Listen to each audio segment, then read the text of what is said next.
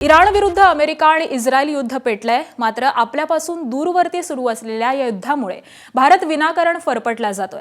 सर्वसामान्यांना या युद्धाच्या झळा बसायला सुरुवात झाली आहे। या युद्धाचा थेट परिणाम आता देशातल्या उद्योगांना बसायला सुरुवात झाली आहे। व्यावसायिक गॅस पुरवठ्यावरती मर्यादा आल्यामुळे उद्योग अडचणीत सापडलेत, तर दुसरीकडे हॉटेल व्यवसायाला देखील या संकटाचा सामना करावा लागतोय। व्यावसायिक गॅस पुरवठाच होत नसेल तर हॉटेलच्या भटारखान्यातली चूल पेटणार कशी?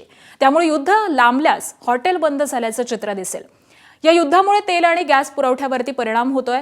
घरगुती गॅसच्या किमती 60 रुपयांनी महागल्यात।